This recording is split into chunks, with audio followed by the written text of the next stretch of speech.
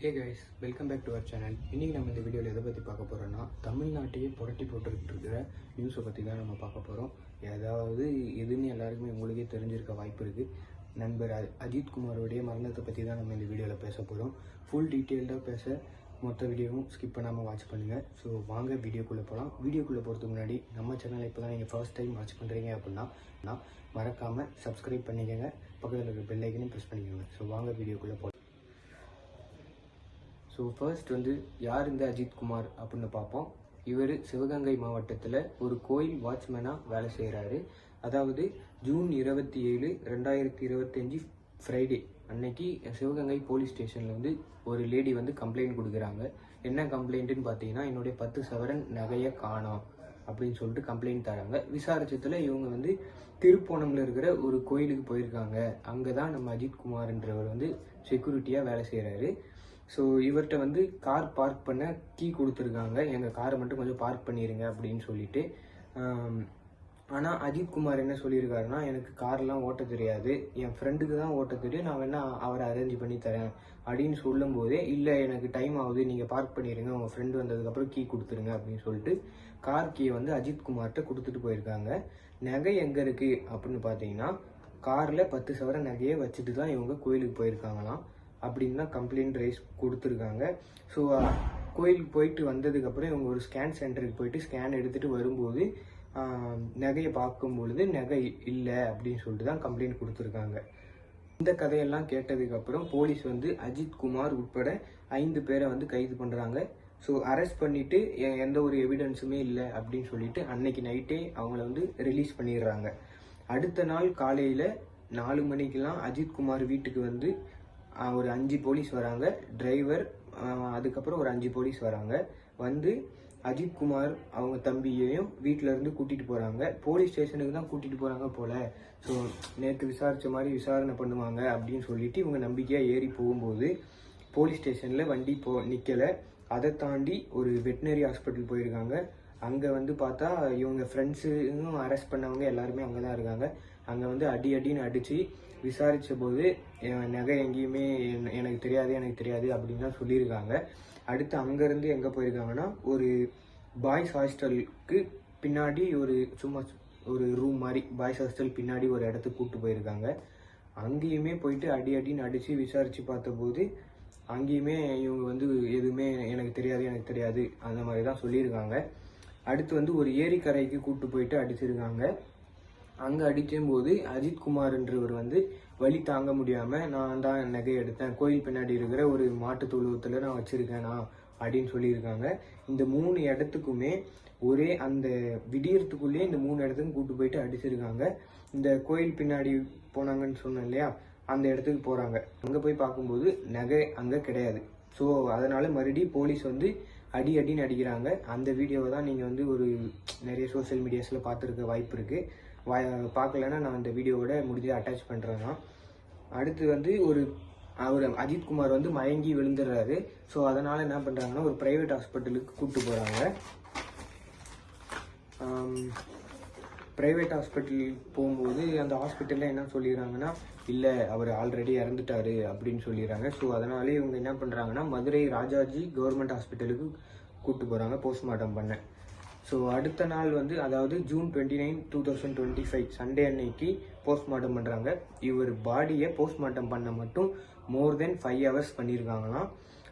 அது மட்டும் இல்லை, வெளிக்காயங்கள் 15 இன்ஜுரிஸ் இருந்துச்சு, மேற்கொண்டு உள்காயங்களும் நிறைய இருந்துச்சு அப்படின்னு தான் சொல்கிறாங்க.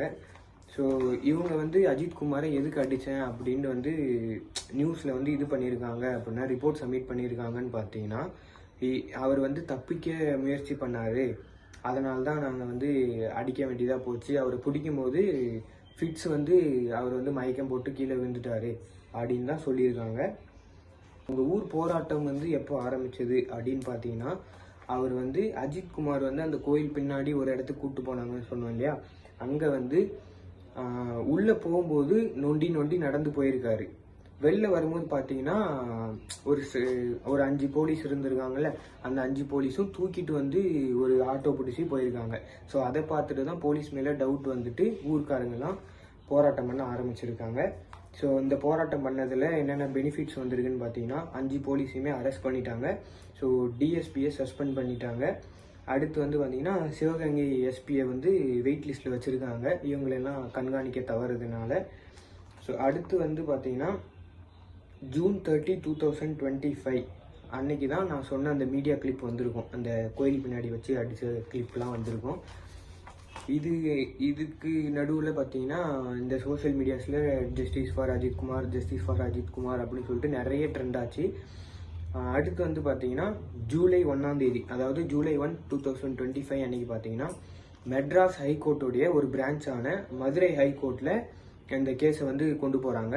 அப்போ வந்து ஜட்ஜு வந்து சொல்லியிருக்காரு, முக்கியமான பாயிண்ட் இதுதான். ஜட்ஜு வந்து என்ன சொல்லியிருக்காருன்னா, ஒரு கொலைகாரன் கூட இந்த அளவுக்கு ஒருத்தனை வந்து சித்திரவதை பண்ணி கொலை பண்ண மாட்டான். நீங்கள் போலீஸாக இருந்துக்கிட்டு, அதாவது கவர்மெண்ட் சர்வெண்ட்டாக இருந்துக்கிட்டு இந்த மாதிரி பண்ணியிருக்கீங்க அப்படின்னு கேட்டிருக்காரு. ஸோ அதுக்கப்புறம் ஜட்ஜ் வந்து என்ன சொல்லியிருக்காருன்னா, ஜூலை 8 எவிடன்ஸ் எல்லாத்தையும் சப்மிட் பண்ணணும் அப்படின்னு சொல்லியிருக்காரு. அடுத்து வந்து ஹை விட்னஸ் ப்ரொடெக்ட் ஆர்டரும் போட்டிருக்காரு. அதுக்கப்புறம் எல்லா சிசிடிவியும் செக் பண்ணவும் ஆர்டர் கொடுத்துருக்காரு. நம்ம சிஎம் ஸ்டாலின் சார் அவங்களும் அஜித்குமாரோடைய அம்மாவுக்கு வந்து கால் பண்ணிலாம் சோகத்தை ஒரு ஆழ்ந்த இரங்கல் தெரிவிச்சிருக்காரு. அதுக்கப்புறம் இந்த கேஸை வந்து சிபிசிஐடியிலேருந்து சிபிஐக்கு மாற்றிருக்காங்க, இது ஒரு நல்ல விஷயம்தான். அதுக்கப்புறம் அஜித்குமாரோடைய தம்பிக்கு வந்து கவர்மெண்ட் ஜாப் வந்து கொடுத்தாச்சு. அதுக்கப்புறம் அஜித்குமாரோடைய அம்மாவுக்கு 3 சென்ட் லேண்டும் அதுக்கப்புறம் 5 lakhs இழப்பீடு கொடுத்துருக்காங்க. இது எந்த அளவுக்கு ஈடுகட்ட முடியும்னு நமக்கு தெரியல. அடுத்து வந்து நம்ம டிவிகே தலைவர் விஜய் அவர்களும் போயிட்டு ஆறுதல் சொல்லியிருக்காங்க நேரில் பார்த்து. அடுத்து ஏடிஎம்கே தலைவர்கள், அதுக்கப்புறம் நிறைய பாலிட்டிக்ஸ் எல்லாரும் கால் பண்ணி இது பண்ணியிருக்காங்க, கால் பண்ணி ஆழ்ந்த இரங்கல் தெரிவிச்சிருக்காங்க. ஸோ அடுத்து வந்து பார்த்தீங்கன்னா June 27, 2025 அதாவது அன்னைக்கு நைட் என்ன நடந்தது அப்படின்னு பார்த்தீங்கன்னா, நைட்டே ஸ்பெஷல் டீம் போட்டு 4 மணிக்கெல்லாம் ஏன் வந்து அஜித்குமாரை இது பண்ணணும். இதில் ட்விஸ்ட்டே என்னன்னா, இந்த ஸ்பெஷல் டீமில் இருக்கிறவங்க 5 பேரில் ஒரே ஒருத்தர் மட்டும்தான் அந்த திருப்புவனம் போலீஸ் ஸ்டேஷனில் இருக்கக்கூடிய போலீஸ். மற்ற எல்லாருமே வெவ்வேறு ஸ்டேஷன்லேருந்து வந்த ஆட்கள் தான். அடுத்து வந்து பார்த்தீங்கன்னா, ஏன் போலீஸ் ஸ்டேஷனுக்கு கூப்பிட்டு போகல நீங்கள்? அடுத்த கொஸ்டின், சிசிடிவி ஃபுட்டேஜே கிடையாது. அது ஏன்னா அந்த 3 இடமே ரேரான பிளேஸில், அதாவது எப்படி சொல்கிறதுனா ரேர் சிசிடிவி இருக்கிற இடத்துல தான் இவங்க போயிட்டு அடிச்சிருக்காங்க, அந்த 3 இடத்துலையுமே. இன்னொன்று என்னென்னா, இந்த கம்ப்ளைண்ட் கொடுத்தாங்கல்ல, அவங்க வந்து ரிட்டன் கம்ப்ளைண்ட் தரல. அவங்க கம்ப்ளைண்ட் கொடுத்தவங்க பேர் நிக்கிதா, அவங்க வந்து ரிட்டன் கம்ப்ளைண்ட்டே கொடுக்கல. அது போக எஃப்ஐஆரும் ஃபைல் பண்ணலை. அப்போ எஃப்ஐஆர் ஃபைல் பண்ணாமல் ஒருத்தனை எப்படி நீங்கள் அரெஸ்ட் பண்ணலாம்? அடுத்து இப்போ அஜித்குமார் வந்து நீங்கள் சொல்கிற மாதிரி ஃபிட்ஸ் வந்து மயக்கம் போட்டாருன்னே வச்சுப்போம். இப்போ என்னன்னா, பக்கத்துலேயே இருக்கிற சிவகங்கை மெடிக்கல் காலேஜில் நீங்கள் போய் சேர்த்துருக்கலாம். ஏன் மதுரை வரை அவரை தூக்கிட்டு போகணும்? அடுத்து என்னன்னு பார்த்தீங்கன்னா, இதுவரை அந்த செயினை வந்து யாரும் கண்டுபிடிக்கவே இல்லை. இதை விட ஹைலைட்டான விஷயம் என்ன தெரியுமா? இந்த கேஸ் கொடுத்த நிக்கிதா மேலே ஆல்ரெடி நிறைய பொய் கேஸுகள் நிறையவே இருக்குது. பொய் கேஸ் மீன்ஸ் அவங்க ஏமாற்றி இது பண்ண மாதிரி ஒரு கேசஸ், அது என்னன்னு நமக்கு தெரில. அவங்க வந்து நிறைய பேர் ஏமாத்தின மாதிரியான கேசஸ்லாம் நிறையா அந்த நிக்கிதான்றவங்க மேலேயும் இருக்குது. ஸோ இப்போ வந்து போலீஸுக்கிட்ட ஜட்ஜி வந்து என்னென்ன கொஸ்டின்ஸை வைக்கிறாரு அப்படின்னு பார்ப்போம். அது என்னன்னு பார்த்தீங்கன்னா, போலீஸ் ஸ்டேஷனில் சிசிடிவியை சப்மிட் பண்ணியிருக்கீங்கள, ஓகே. அது வந்து என்னன்னா, இப்போ பார்த்தீங்கன்னா ஜட்ஜி வந்து சிசிடிவி ஃபுட்டேஜ் கேட்ட போது அவங்க வந்து போலீஸ் ஸ்டேஷனில் இருக்கிற சிசிடிவி ஃபுட்டேஜை சப்மிட் பண்ணியிருக்காங்க. ஆனால் இங்கே நீங்கள் வந்து கோயிலில் இருக்கிற சிசிடிவி ஃபுட்டேஜ்லேயே சப்மிட் பண்ணியிருக்கணும் அப்படின்னு கேட்டபோது அங்கே என்ன சொல்லியிருக்காங்கன்னா, டெக்னிக்கல் டீம்கிட்ட நாங்கள் கொடுத்துருக்கோம், சிசிடிவி ஃபுட்டேஜை பத்திரமா வச்சுப்பாங்க அப்படின்னு சொல்லியிருக்காங்க.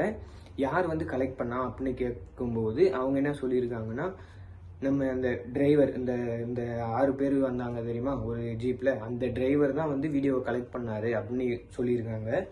இன்னொரு விஷயம் என்னன்னு கேட்டிங்கன்னா, போலீஸ் வந்து என்ன சொல்லியிருக்காங்கன்னா, நாங்கள் அஜித்குமாரை பிளாஸ்டிக் பைப்பால் மட்டும்தான் அடித்தோம் அப்படின்னு சொல்லியிருக்காங்க. ஆனால் அந்த வீடியோவில் நீங்கள் பார்த்தீங்கன்னாலே கிளியராக தெரியும், ஒரு இரும்பு ராடால் தான் அடிச்சிருக்காங்க அப்படின்ட்டு.